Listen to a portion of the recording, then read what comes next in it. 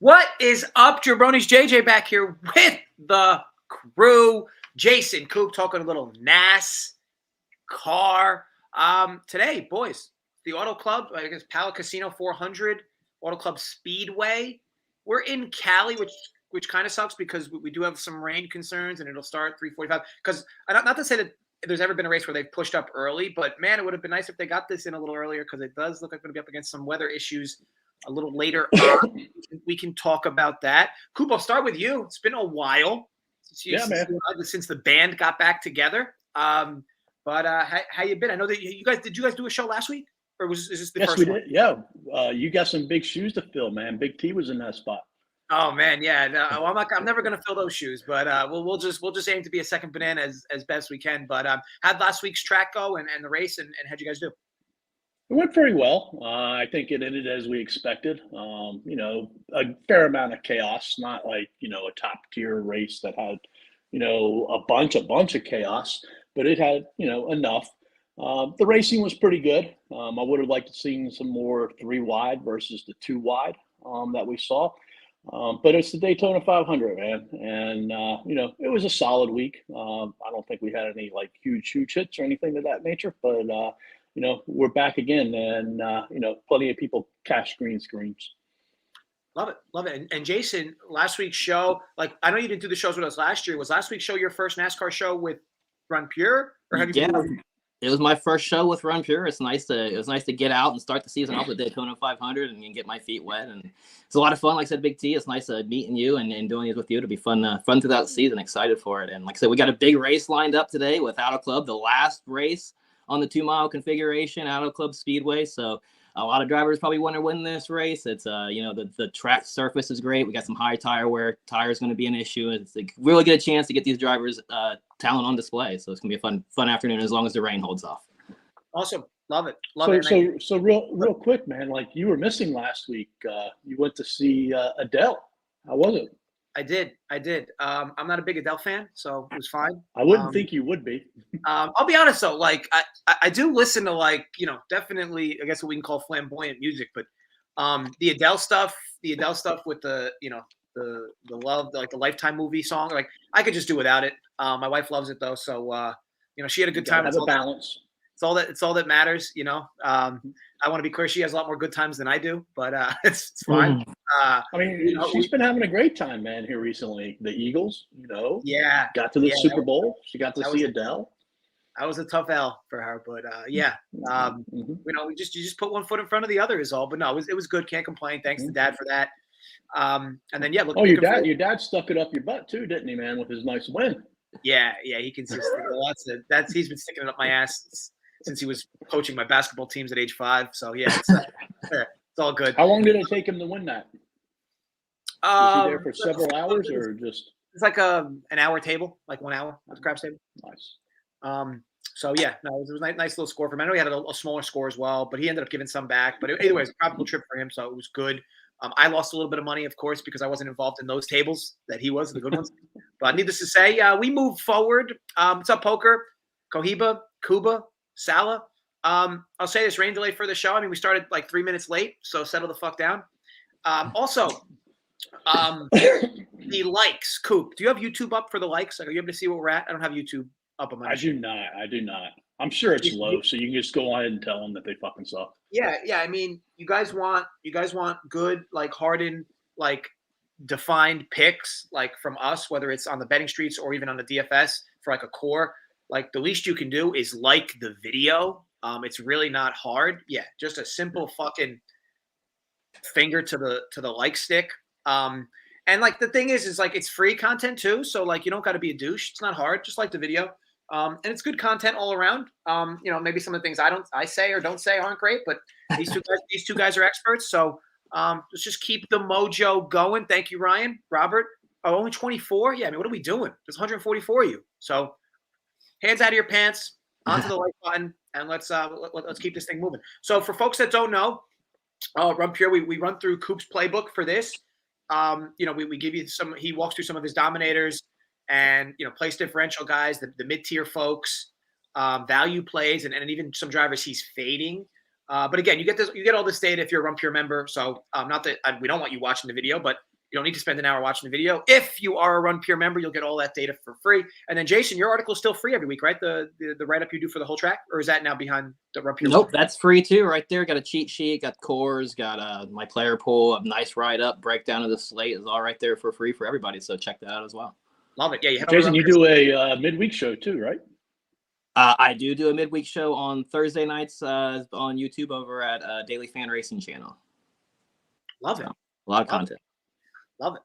Love it. Yeah, so excited for this year. Anthony Tanner, Poker Andrew, Cohiba again, hit it on 3 devices, so no excuses. So, like, you're full of shit because, like, unless you're using 3 different logins, you wouldn't be able to like the video on 3 different devices. But it's okay, Cohiba, because I just want to be clear, like, on this show, we sniff bullshit. So, it's, you can't just make a bland comment like that and think it's going to go through. Brittany, welcome. Glad to have you in here.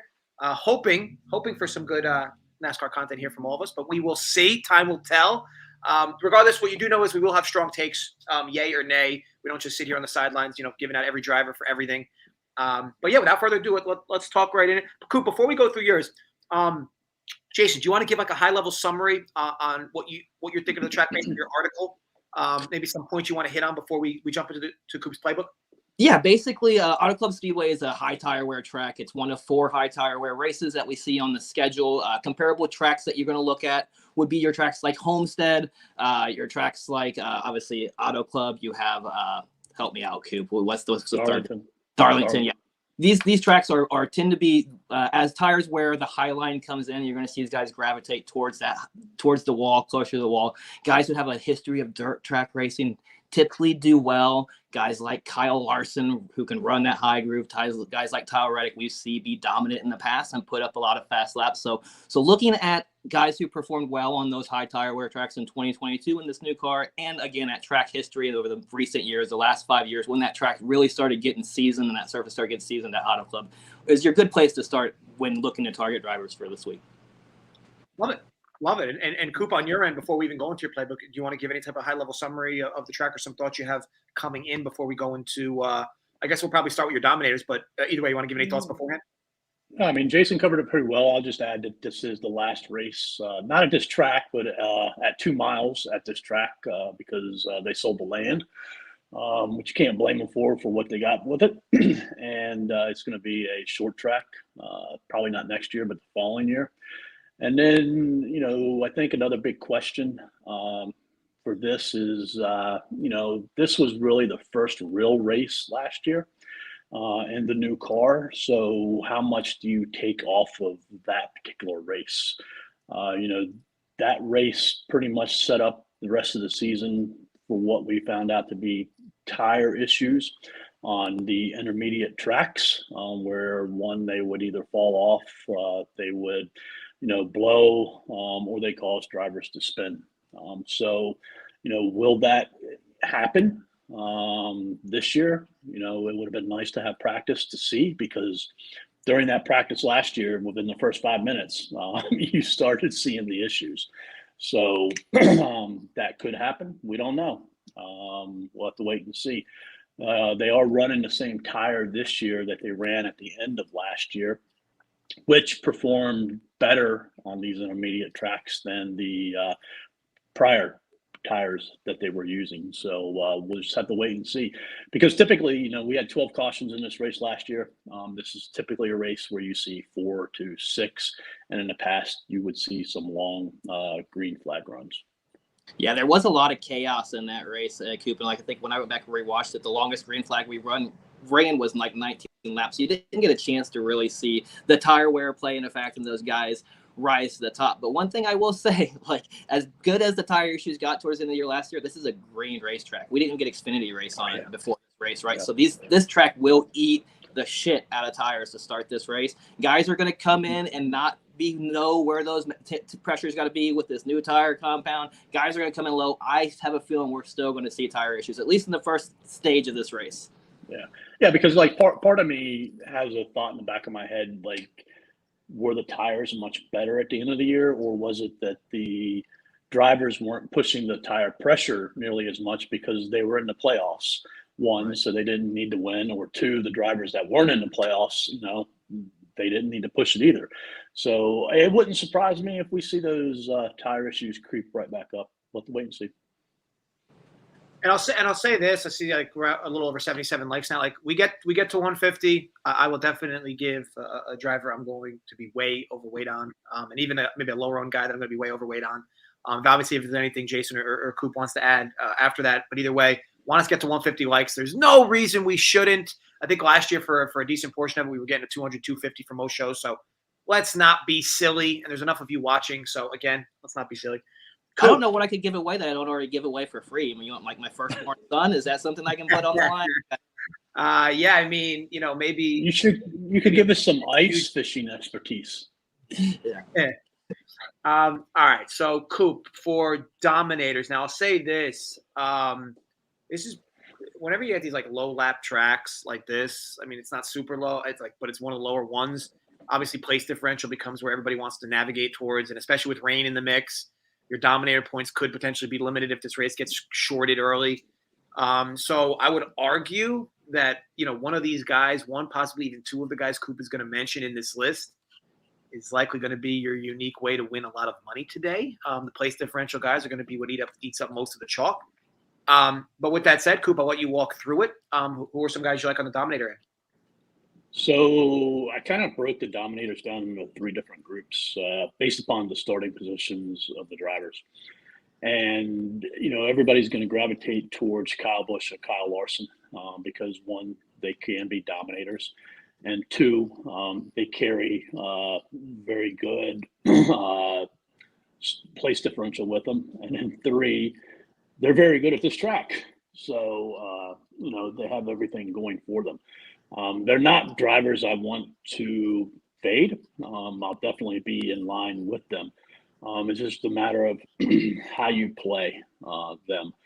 And then I think a good pivot off of them, there's two of them, one being Martin Truex Jr., who runs, much better this track than what his numbers results have shown. He's just had some bad luck near the end of them. Especially the last couple years, he's become much, much better. And then I think possibly, the lowest owned driver at the top is going to be Denny Hamlin. And, he's solid when it comes to tire wear. Running, he's had a solid history here. I just don't think, I would be surprised if he's more than 8% owned. And who's to say, he can't do what Truex or Larson or Kyle Busch can do. So that's one group. I'll have all four of them. The next group I have is drivers starting up front. Chris Bell, Joey Logano, and Alex Bowman, I think, are three potential drivers who could dominate. Bell starting on the pole. Who's to say he's going to have to lead the first lap? Because one thing that is going to happen, you're going to see these cars fan out. You're going to see them 3-4 wide. And then as the grooves build and more rubber gets on the track, it's going to be 4 and 5 wide. So there's plenty of way to get around this track. Bell is going to be a fade for me. I do think he comes in, 13 to 15%. You got to take stands, and that's one I'm going to take. He's a better driver than what he has been here in the past. So it could end up burning me. Who knows? Plus, if, like Jason said earlier in Discord, if he stays up near the front, there's a good chance he stays up near the front because he has that very good first pit stall selection. Then you have Joey Logano. Logano was very good last year on tire wear tracks, which kind of surprising because prior to last year, I really didn't think of Logano as a tire wear driver. I thought he was solid, but not elite, so to say. So, I have some Joey Logano, but as the week goes, I'm kind of, falling off of him. I'm not going to fade him by any means. I'll have some because in the back of my head, we saw a lot of cautions on these tire wear tracks last year. And to what Jason was saying earlier, the longest green flag run here was 20 laps. When I think of Logano, I think of speed, especially at the very beginning. So that could have been a very big advantage for him. And it wouldn't shock me one bit if we start seeing 30, 40, 45 green laps consecutively run if Joey falls back. And maybe he's not as good as what his numbers, showed last year.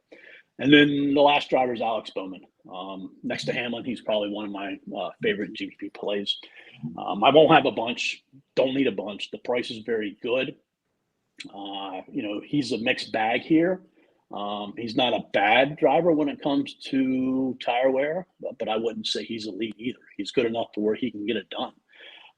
The one thing I like about Bowman, other than his ownership and price, is that the first two races, the Clash and Daytona, two different tracks, he unloaded off of that truck very well. And that's basically what's going to happen today. They've had no practice or anything.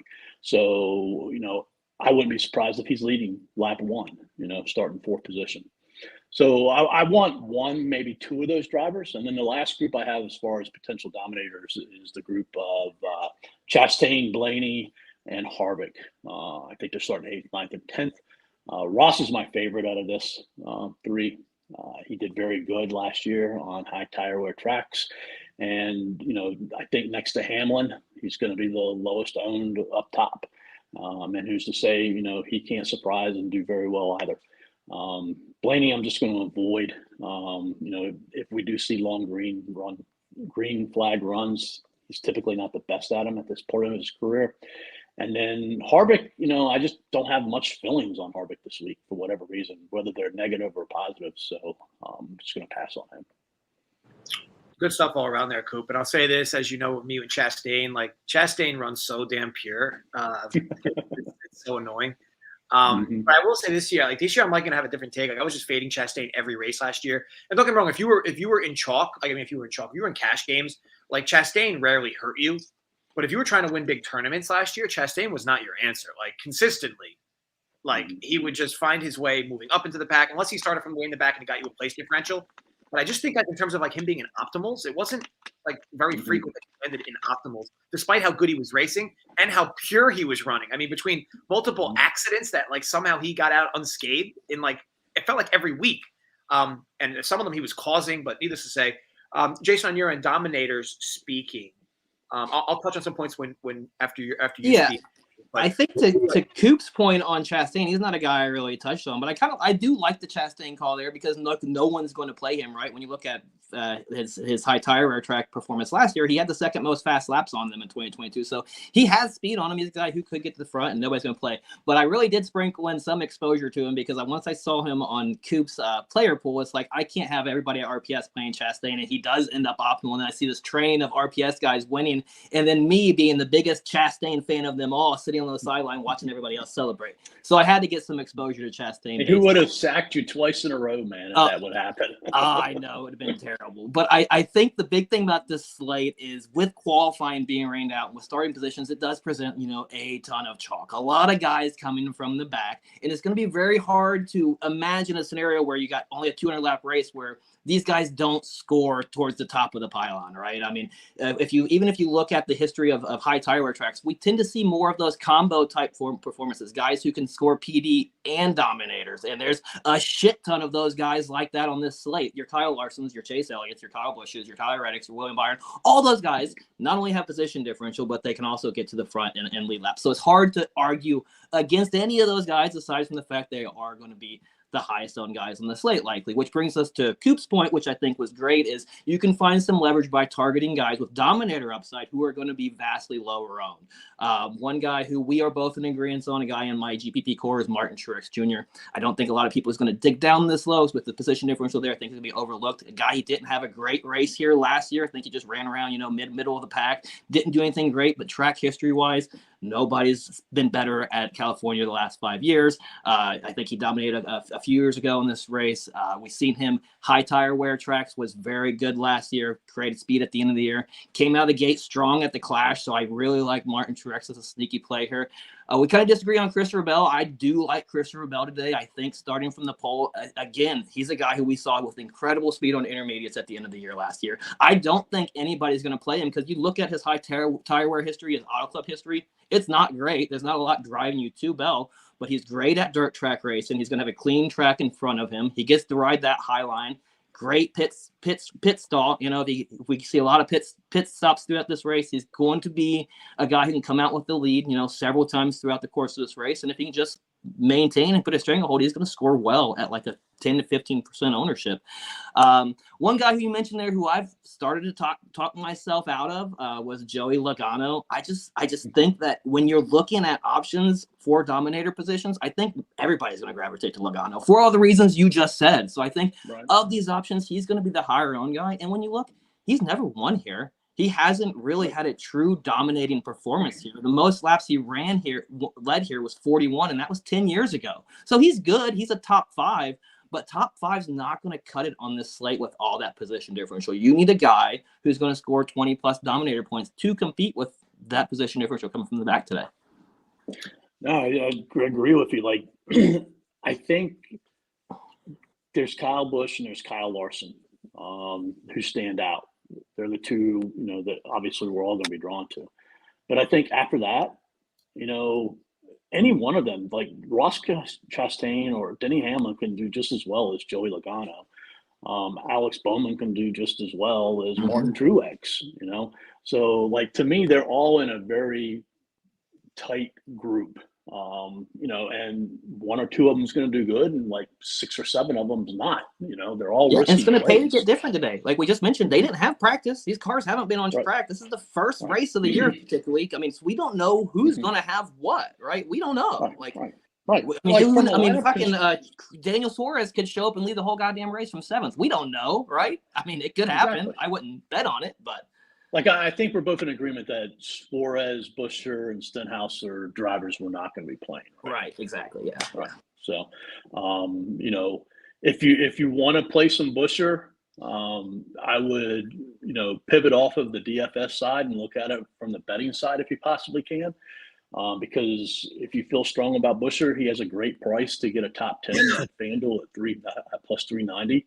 And I know not many people have Bet365, but at Bet365, he's plus 600. So, you know, I would, my thought is I'm fading them in DFS, but I'm going to bet that top 10 number. And if that top 10 hits, you know, he's going to do better for me than what he would have playing DFS. So that's the way I'll approach that. But, you know, from like a lineup construction piece too, you know, in the past, we've seen one dominator here who leads, you know, typically 80 to 100 laps. And then you have a second dominator, you know, in that 40 range, somewhere in that ballpark. You know, if that 40 range of laps is the second dominator, he might not score as many points as some of these place differential drivers that we'll be talking about soon. So, you know, you can have one dominator lineups, you can have 2 dominator lineups. So, but I think you got to have one somewhere in there, unless we see like 4 or 5 drivers lead 30 to 40 laps each, which, you know, we could if everything played out right. We saw a lot of cautions and fiascos. We've only seen 9 drivers in the last 5 races here score over 20 dominator points, and I think that's what it's going to take to compete with those position differential guys today. Is around that 20 dominator point approach. And if the rain gets short, if the race gets shortened because of rain, that number is going to go down half, right? I mean, it's going to be a lot. And I mean, and then back to the construction piece, like, you know, you don't have to avoid Larson or Busch. You can play them, and if you play them with like a Bowman, a Chastain, a Hamlin, even a Truex, you're going to be different. What do you think about playing Larson and Busch together? That's kind of different, ain't it? Who? Larson and Busch together. What do you think about playing I have I think a couple lineups with that. Yeah, that's different. Yeah.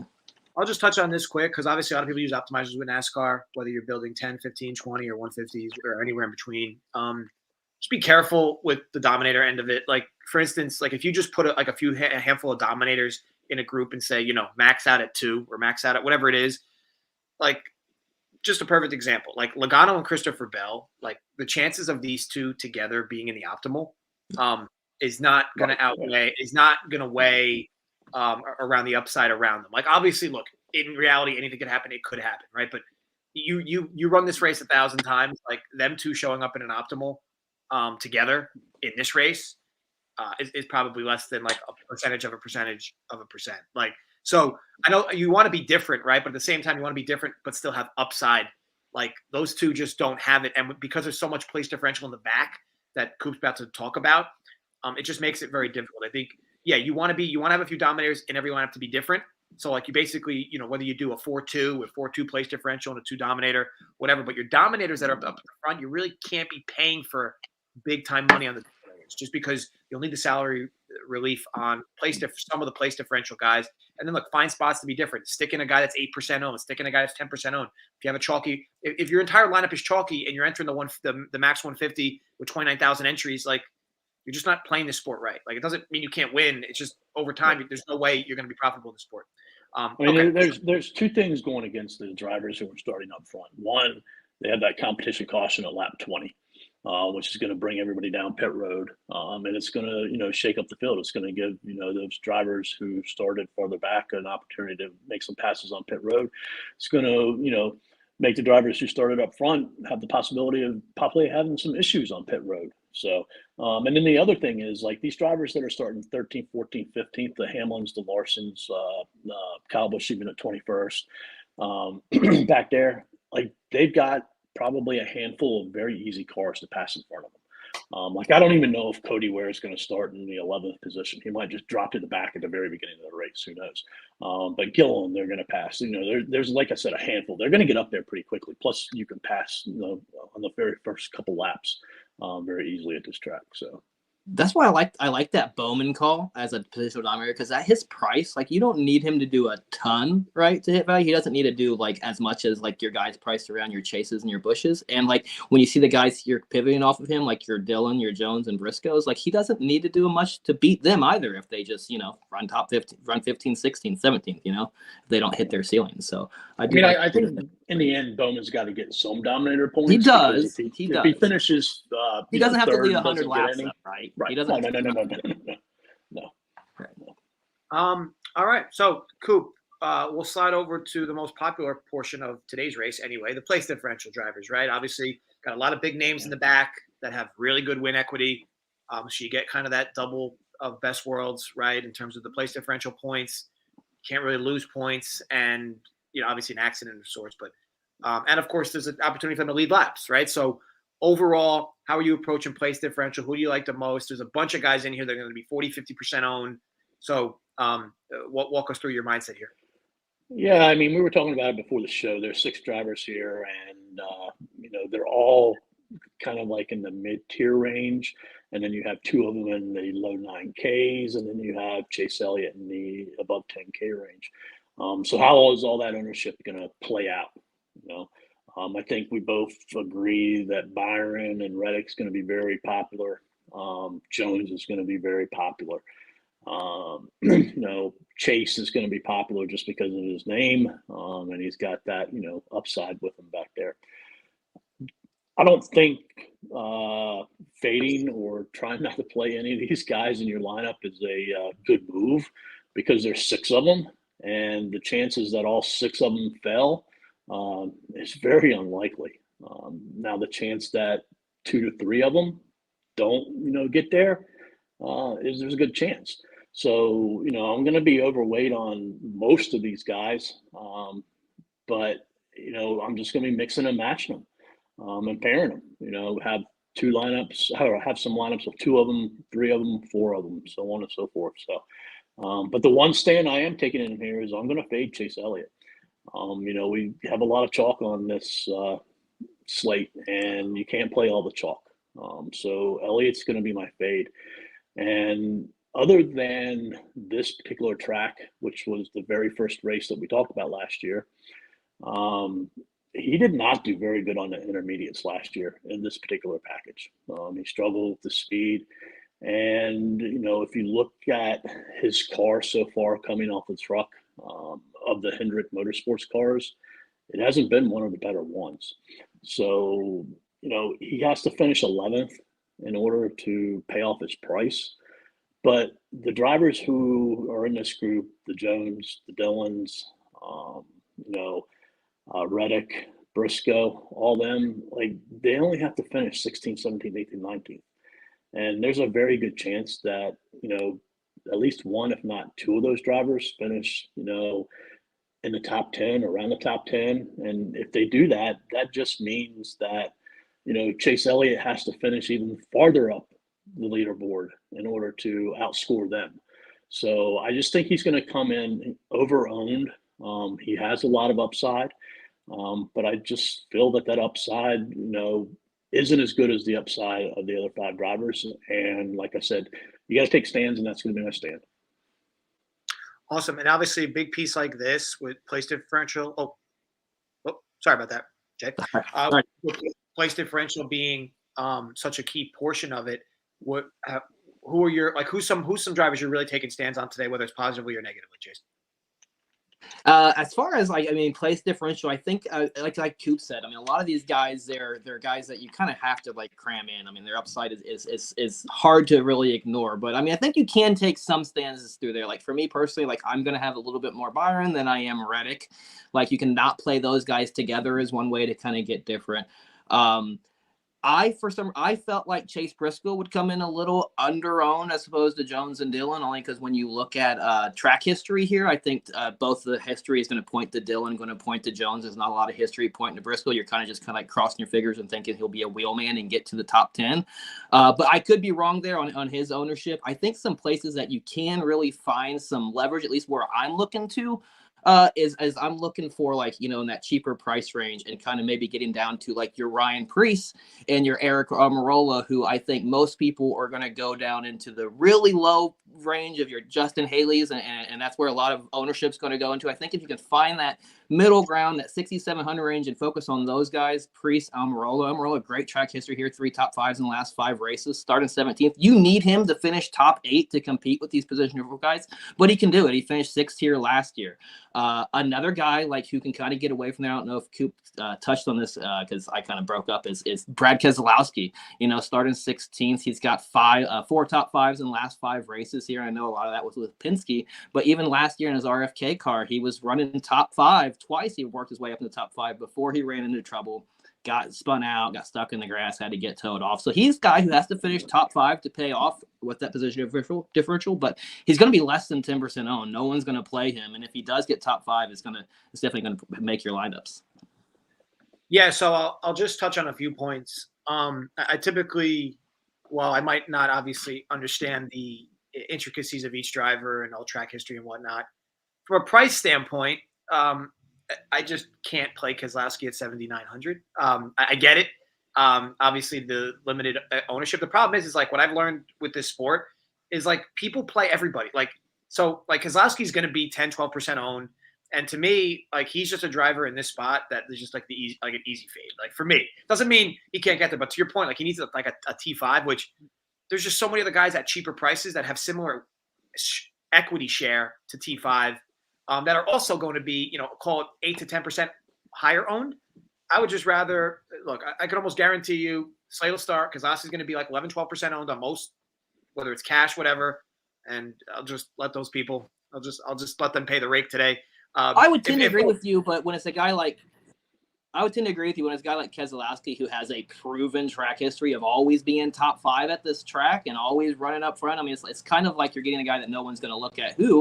I don't think it's that far off for him to finish top 5. I don't think it's that out of a realm of possibilities.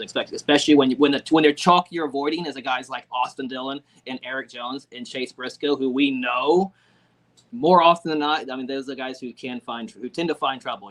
Briscoe riding the wall all day. That's going to be hard for him to keep it clean. And we just know. Jones and Dillon. When has Eric Jones and Austin Dillon chalk ever worked out, Coop? Yeah, you pick up you play Keselowski. Whenever Keselowski's chalk, it just feels like he's always running on 2 tires. Yeah. When he's not chalk, I agree with you on the advantage standpoint. If I knew for a fact he'd be 12% owned, it's the easiest fade for me on the board. If the results show at race lock and he's 7% owned, I'm going to be pissed off. But either way, I think that's what makes it great, right? You pick your spots where you're overweight and you fade, and you just kind of move forward. I'm definitely going to try to find more unique spots than Keselowski. But it wouldn't surprise me at all.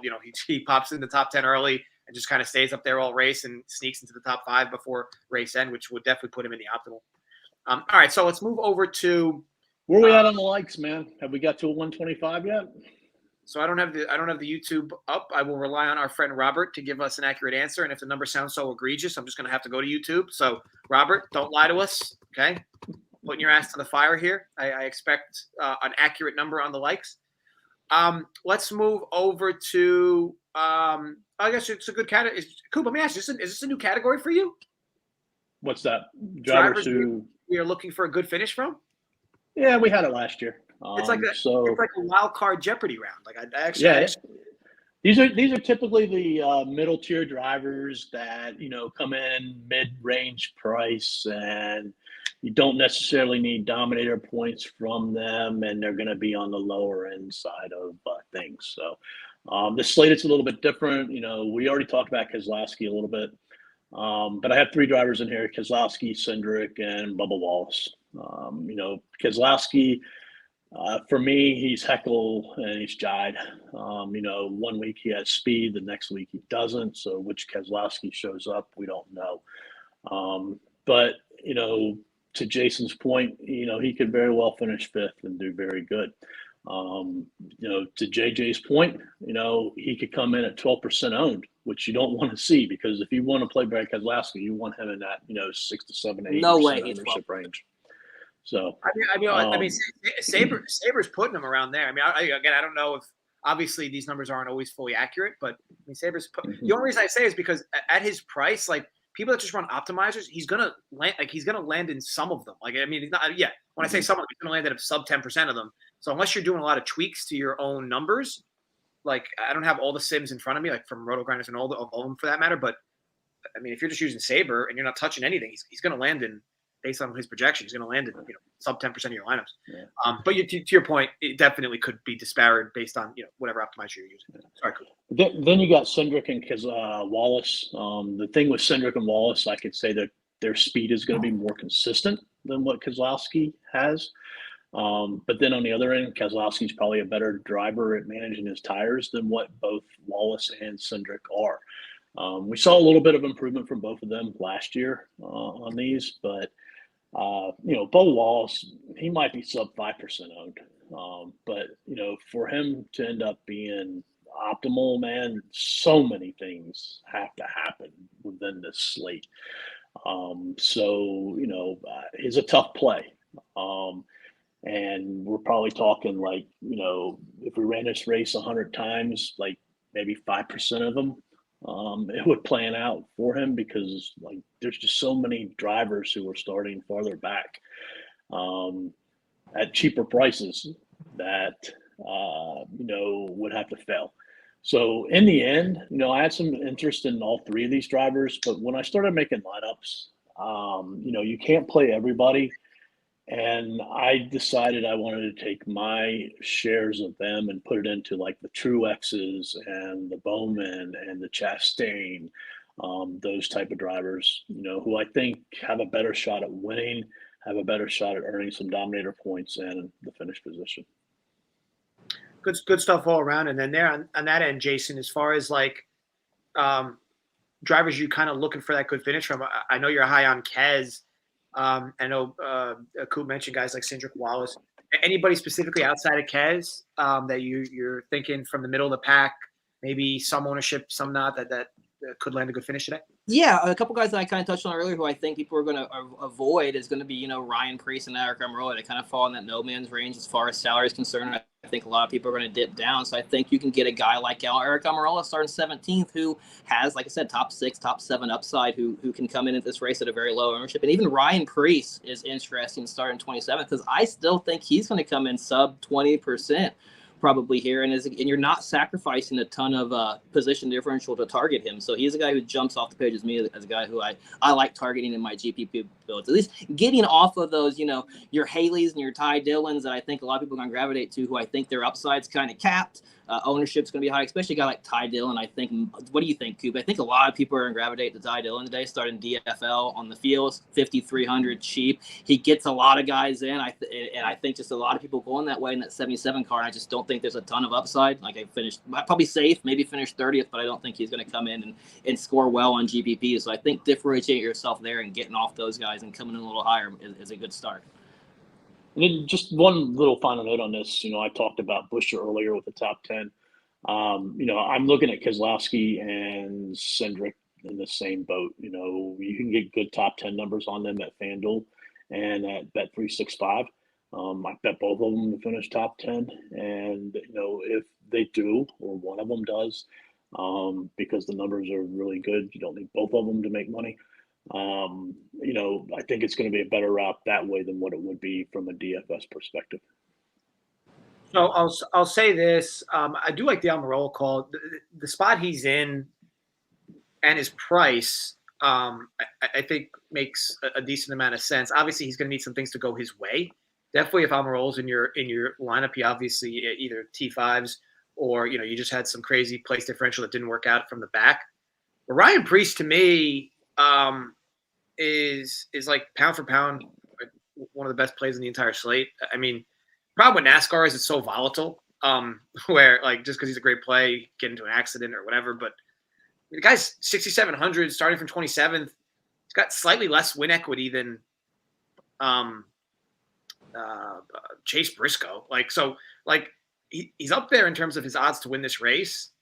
Which I want to when people are building, especially like the higher end guys, like that's some kind of the data they're looking for, right? So I think Preece is going to be like higher owned, I think, than some of these projections I'm seeing. I just got a guy like Preece is a cheap guy, and where he's starting. I think when you start building though, you gotta force him in, like or get off of your Chase Elliott's, your Kyle Busch's, your Kyle Larson's. I think just when you start building, I just like you almost got to make it a point to get different up top to be able to where Preece starts filling in lineups. I feel like at least that's how it was when I was building. I don't know. Yeah, definitely could. Perfect. Oh, go ahead, Coop. I was going to say, to your point, I'd have to go back and check, but I would probably imagine that I have Brian Preece in more lineups that have the Alex Bowman and a Martin Truex in it than, let's say, Kyle Larson and Kyle Busch. I'm sure I have some with Preece in those, but to your point, it's easier to get in on him because of his price if you're using – he might be popular with Bell, I think, who's like 9,500, somewhere in that ballpark. I look at it like this. Tier. I look at it like this too. Like Justin Haley is 800 cheaper, with literally double the win equity. Like if you're debating on who should I play, figure out 800 to get Preece in your lineup over a guy like Justin Haley, it looks like based on projections is similarly owned like to Preece, like 4 or 5% less. Like doesn't even make sense to me. Like either way, like a guy like Justin Haley in this spot is the easiest fade for me. Like dude's 5,900. He's got very low win equity, all things considered, and he's going to be 20% owned. Like another easy fade for me. If he gets there, he gets there. But playing a guy like Justin Haley in this spot, like just over time is just impossible for you to make because the things that need to go right for Haley to find his way into an optimal today, based on and then when you leverage it against his projected ownership, it's just like a recipe for just a money pit if you're going to consistently play this sport. Now, granted, again, I'm going to take a stand on Preece. I'm going to be really high owned on Preece. It's just, again, you take your stands. Preece is going to be high owned. I think he's going to be higher than these projections just because of his win equity. But yeah, for me, like that's a guy that you play in a spot like this because he likely gets you there more than the field's going to be on him. But again, NASCAR is volatile. It's what makes it fun. All right, I will add with Preece though, this is his first time like in this ride, right? He's been out of the series for a couple of years, and so when people are looking at stats, track history, recent track history, things are not his name's not going to pop because they're not going to see him there, right? Which that does inflict a lot of the decisions. But when you do like at Preece, if you look at his Xfinity Series history, he does have 2 top 10s in 3 races here. So this is a track he does have some positive history at. Yeah, and again, you look for spots like this where guys like him are just randomly placed in the middle of win equity. So.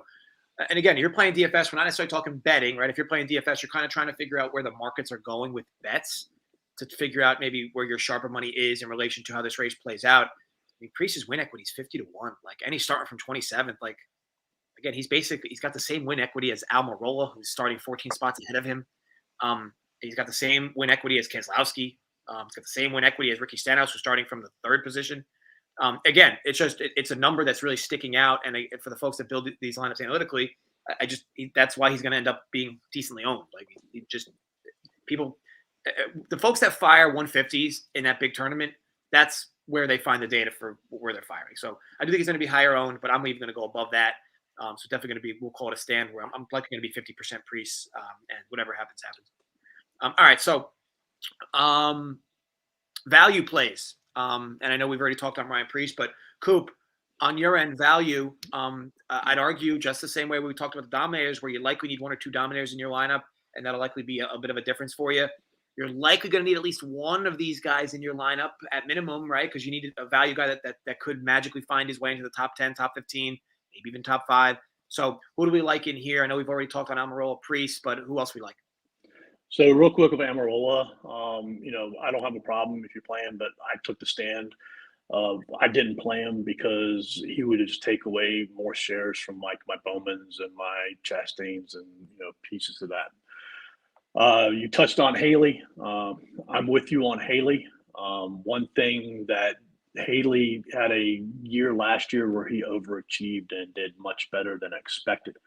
But when you look at the results that he had on tracks that demand tire wear management, he had no speed on them whatsoever.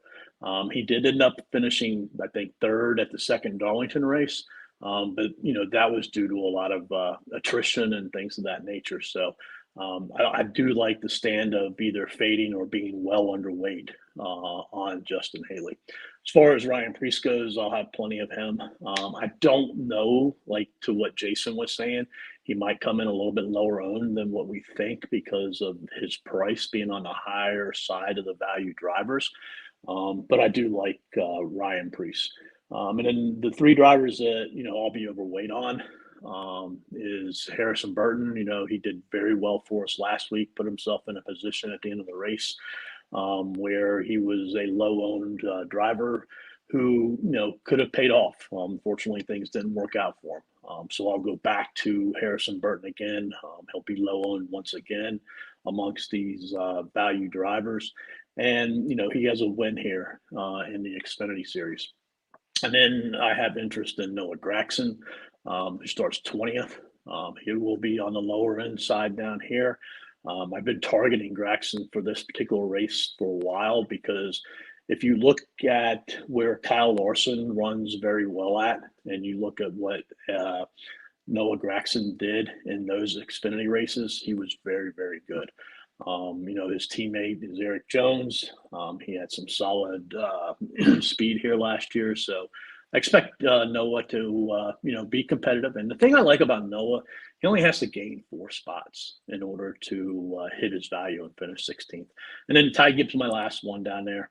A lot of high expectations for this young kid. He hasn't met them, so to say, in his NASCAR Cup races so far, but he drives very good equipment, and it's going to happen eventually. And I think once it happens, it's just going to open up the floodgates for him because he just needs that confidence piece. And I want to be on him before other people jump on him or before his price goes up. So, he's risky like all them. But again, you got to have some pivots somewhere. I like the Gragson look. Like, to me, it's similar to Amarola, right? Where he's starting probably further up than where you'd like. So he lacks the differential that you can get from other drivers. But, like, it's not crazy to think he T10s and gets you there, right? Some things can go his way. And again, folks, like they're going to go to those guys that get them the most potential place differential. And guys like them are going to fall underweight from where they potentially could be. And it's a good way to exploit some ownership in your favor. Jason, on your end. Real quick, another way to get different with your lineups is play 2 of these guys in your lineup versus 1 because very few of the lineups will have 2 of them. I don't want to go overboard on playing 2 of them, because 1, it leaves money on the table, which is no problem. But 2, they are riskier. But 3, this is NASCAR. Crazy things happen, and it would not surprise me if Ty Gibbs and Noah Gragson both finish in the top 10. Yeah, I mean, obviously, we've definitely seen crazier happen. And Jason, on your end in value plays, who we like in here? I know you've kind of been on the fence a bit with Priest, but I know you like Amarola. But who else? Like, who are some guys you're really going to in this price range? Yeah, like I said, I know I'm really avoiding this price range a lot, but I do like the call by Noah Gragson there from Coop. That was a guy who I didn't really have much shares of before. Then once I read the playbook and saw the points Coop made, I do agree he's a guy who's good at high tire wear tracks. And obviously we've seen this team, the 43 car has had speed here, so there's no reason to think the 42 can't. So yeah, a guy who's going to be under owned there. And also, I mean, even Michael McDowell, he's a guy who, if this race gets attrition, a lot of people are going to play him. He's a guy you can kind of pivot to without sacrificing, that some of the position differential. He's a guy who can just hang around if this race gets ugly, right? And we see a lot of cars have tire issues. I mean, we've seen Michael McDowell kind of just clean his way into top 10 finishes much of the year last year. So I don't mind going there, but it's hard to get off with the chalk down this range. So that's why I'd like to get up to the Priest and Almirola range where I'm kind of building. Do you think McDowell comes in higher owned than Gregson Gibbs? And I know he will Harrison Burton. Probably, yeah, I would say so, yeah. So that kind of, at first, I have a little bit of Justin Haley left, but do you think McDowell's going to be higher owned? He's not going to be higher owned than Priest. He's not going to be higher owned than Haley, and he's not going to be higher owned than Ty Dillon. I don't even think he'll be higher owned than Ty Dillon. Okay. So you think 10, 15%? What are you looking at? I would McDowell? Probably 15%, maybe 15%. Okay. Yes. Because I might take my Haley exposure and move it to McDowell, and then just completely fade Haley, because I don't have any McDowell right now, and he was the one I was taking a stand on down here, and fading, but I went back and forth on him, right? Because if you look at high tire wear tracks last year, not very good. Last year he ran well on high tire wear tracks. He had average finish was 15th, average running position of 17.3. This track in particular, Auto Club, if you look at his history, not great. For whatever reason, he does not run well at Auto Club. If you look, I think it's 4 finishes outside of 27th or worse. For whatever reason, he can't get it together here. But I mean, it's like I said, he's a guy who you're just hoping to stays clean, right? Right. I mean, I might be doing a bad thing by talking myself into him because, heading into this year, I wasn't high on McDowell. I think he's going to have some regression off of last year. I think him losing Blake Harris to Alex Bowman is going to be a big deal because Blake Harris is very big, very good, and he put McDowell in a lot of good positions last year. And, that's why I'm kind of high on Alex Bowman too. Yeah, but I would think that I think your pivot to Gregson is probably a lot higher upside of a play, I would say. Right. I mean, to what you were saying, I think McDowell needs some attrition to get into the top 20, so to say. I don't think he's going to do it on his car alone. Right. We could head over to the last but not least section, the slate fades for you, Coop. One thing I'll say as I look at this list, you're not going to like this take. But I have a kryptonite for 10% owned Ryan Blaney. Ryan Blaney was in my lineup when I won 100K. Ryan Blaney was in 3 of my lineups where I won 25K. Whenever I see him at sub 10% owned, I just am overweight on Ryan Blaney. I don't care what his track history is. I don't care I know what his upside is. And I know consistently people like to avoid him. Whenever he's chalk, I never play him. He is far from chalk today. And so I'm interested in your guys' take on him specifically because, again, just based on roster construction, these are the slates where I'm always overweight on Ryan Blaney. So no, I have nothing wrong with playing Ryan Blaney. I mean, it's just a matter of I'd rather hit on Chastain than Blaney for whatever reason. I don't disagree with anything that you said. I mean, Ryan Blaney did well at this track last year. He was one of the faster cars. Unfortunately, he had an issue with his rear tire to where every time they came in and pit, the pit team had issues, changing that tire, and it cost him 4, 5, 6 spots every time. And he had to make it up. And, without that, he very well, might have won this race. Who knows? But, he, I don't know. I'm sure Jason can say this too. As well as he's done for you, Ryan Blaney's stepping up my ass so many times. It's not even funny. I actually don't hate the Blaney call. I mean, if you look at just California in general, I mean, it's just historically a Penske track. Penske does very well on the 2-mile tracks historically. They normally show up, right? And he was a guy who I actually had circle of guy I had interested in this going into the week before, qualifying and all that happened. And we see where it's just hard for me to get to his upside there with these guys starting to run. But again, that's why he's going to be less than 10% owned. And when you look at history at Auto Club, he does have 72 fastest laps in the last 5 laps here, which is 4th or 3rd overall. And when you look at that, he's only done so with leading 57 laps. So it's not like he's getting out front and getting his fast laps. He just has fast cars, right? And are running fast laps from the top 5, which is actually rather encouraging. So I don't hate that call at all. No, I don't hate it. I mean, I might have to like remove some of my Logano and I would put in prefer some Blaney over Logano. I would prefer. I just want to be clear. Sub 10% owned Ryan Blaney has ended my days a lot.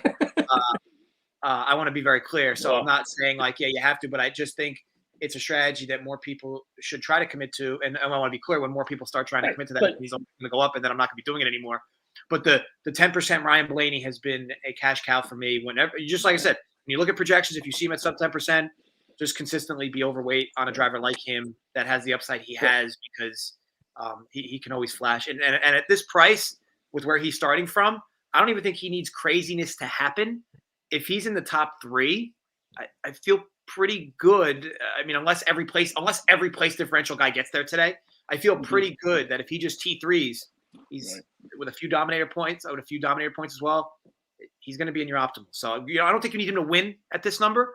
But I do think you'll need some things to go right from the T3. But regardless, I think he just needs to T2 and he's going to be in your optimal, which isn't at all a crazy thing to think. So either way, just some food for thought. No, I mean, it's like I said earlier, like in my mind, it's Kyle Busch and it's Kyle Larson. But after that, like they're all in the same group and it could be any one of them. And, I have no issues with playing Blaney. Love it. Love it. So, Coop, let's talk just really briefly through some other guys you're fading on this slate.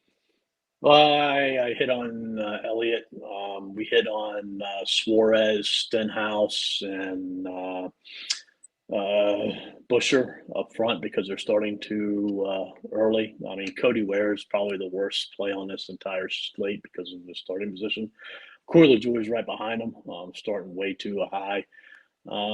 So, those are just some of them. Harvick, I don't know. What are your thoughts on Harvick? Anything?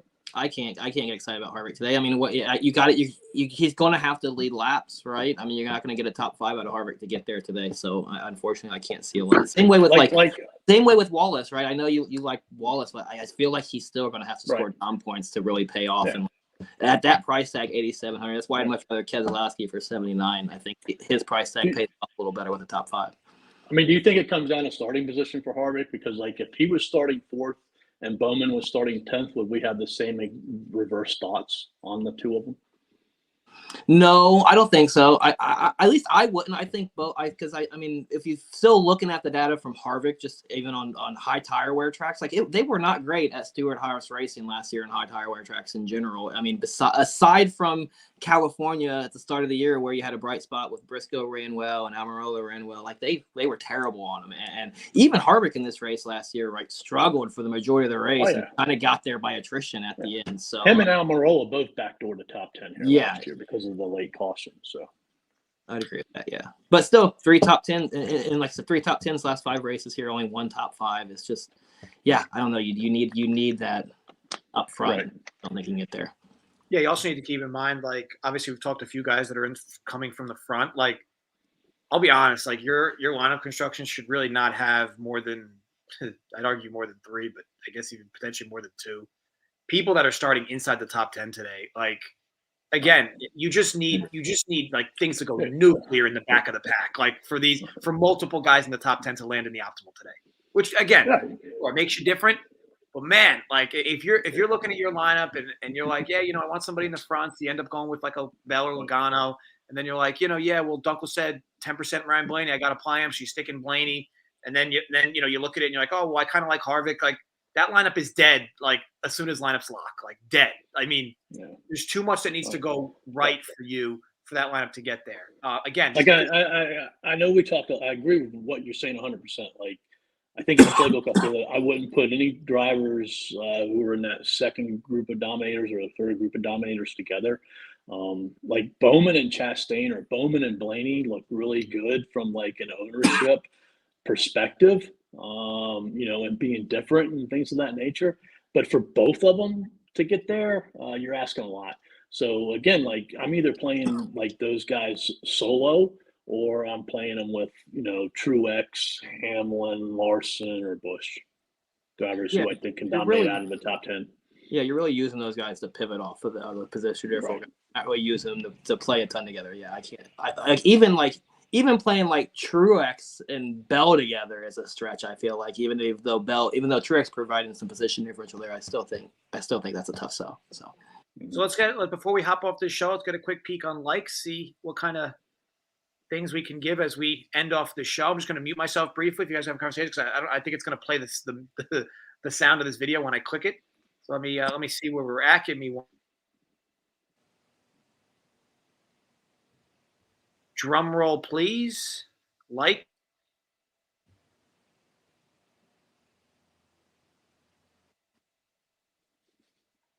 $186. So, guys, if you can get us 14 more likes in the next 2 minutes or so, I'll just give you an entire core. I mean, I'm likely going to give you the core anyway, so you know what? But like the video, okay? There's 340 you watching. It's the least you can do. Nothing wrong with being a freeloader, but a freeloader can at least like a video, right? At least we got 50%.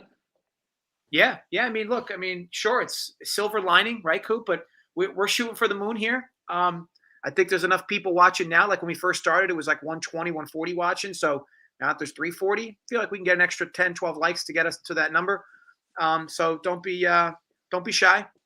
Grab that finger. So, are you taking a different construction of lineups when you're playing single and 3-max entries versus like larger field GPPs?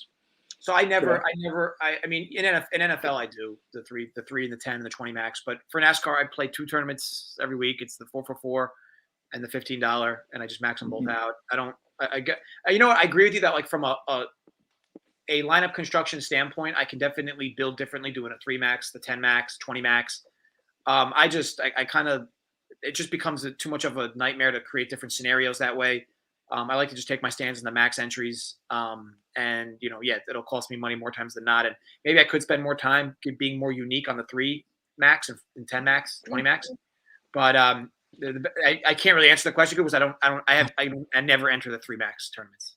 Well, it really doesn't pertain to you because you're the way you play is different anyways. Because I think in the single entry and 3 max, you see more of a cash type game from what most people are, and that's not your flow to say when you play. So we talked about some of these lower ownerships on these drivers, and I think that was just purely GPP. If you go into a single or a 3 max entry like Blaney, you might be able to get sub 5%. Same with a Bowman or a Chastain and stuff like that. So you if they do well, you're going to rock it up to the board much quicker than what you would in a regular GPP because there's less competition for one thing, but it is what it is.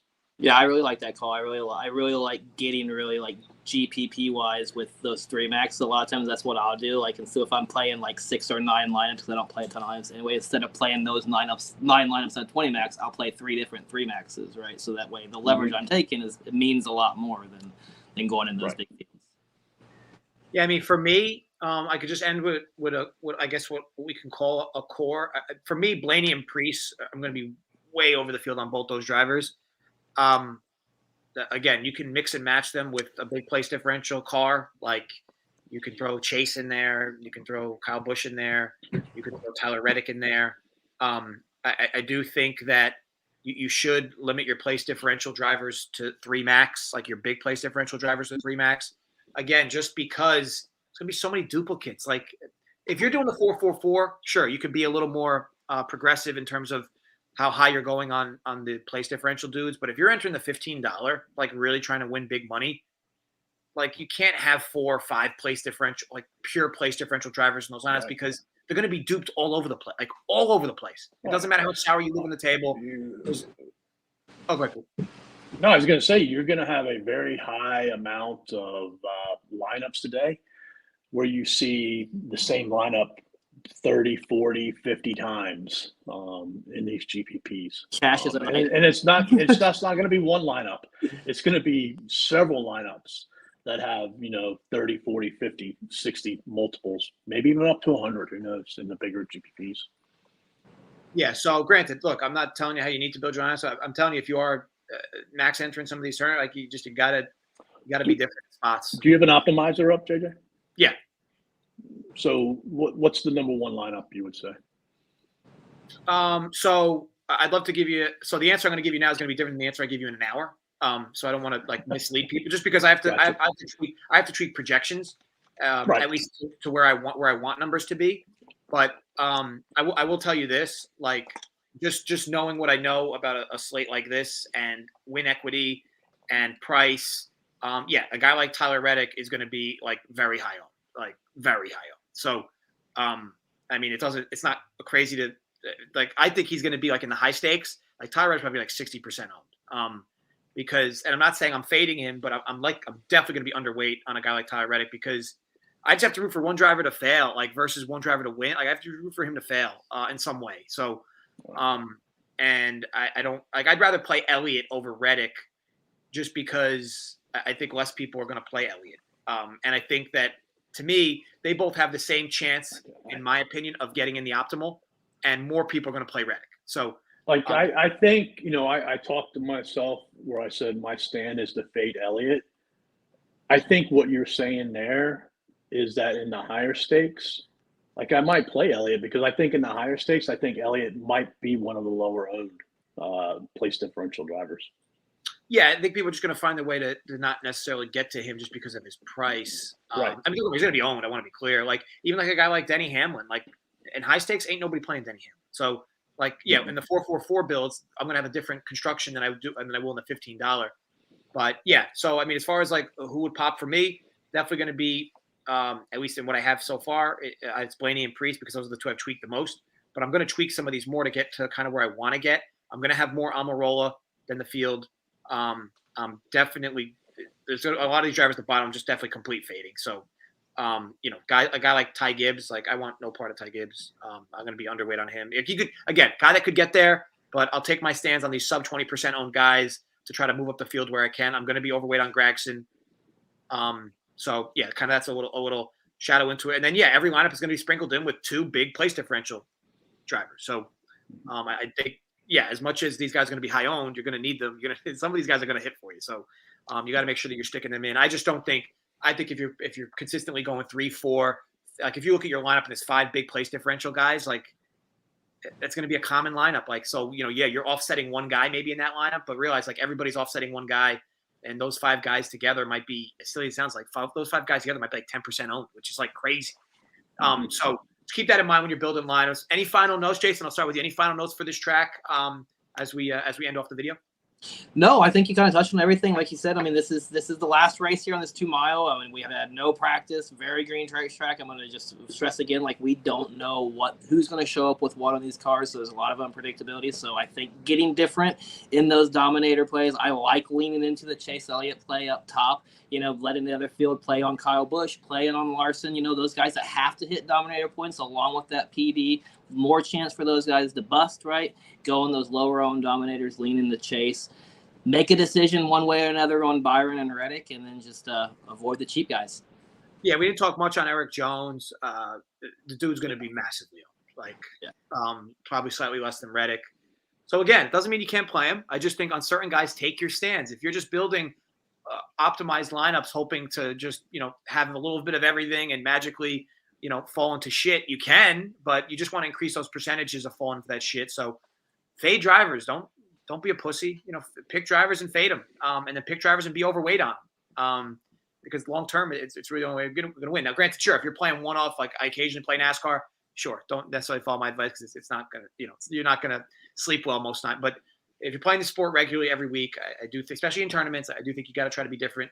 And just because you build a cash lineup, your cash lineups don't necessarily should be in your tournament lineups. Your 3 max, the way you're constructing your 3 maxes should be different than the way you're constructing your 10 max, your 20 maxes, your 7 maxes, your 150 maxes. Like it should all be different. It's not, you don't just build an optimized 150 lineups. You just plug in, the top 20 in your 20 max and the top 3 in your 3 max. There's got to be a different strategy to each because again, the construction is different. So at least based on the way the ownership plays out. So hope that was helpful for you. Coop, on your end, final notes? No, I mean, I think we covered a lot here. We talked about, ownership. We talked about phase. We talked about guys we want to be overweight on. We talked about lineup construction. I think we hit about on everything. Yeah, and of course, guys, head over to runpuresports.com to check out, obviously, Coop's playbook end-to-end. Jason's NASCAR article is still free, so definitely check that out. It's always a good read. I start my week always with that article. And then obviously I navigate to the playbook, and then we do the show, and then we do some finalizing some things late. Obviously, there's a bunch of core plays too. So we talked on certain things, but all the data you need to be successful in this sport and actually all sports, runpuresports.com. So with all that said, thank you to the chat. Obviously, I love you guys communicating with us, and it looks like we got to 200, I think. I will check that either way, but thank you everybody for communicating in the chat. Big thanks to Jason and Coop. Great show all around. Look, guys, gamble responsibly, stay safe. As always, run pure. We'll catch you guys next week.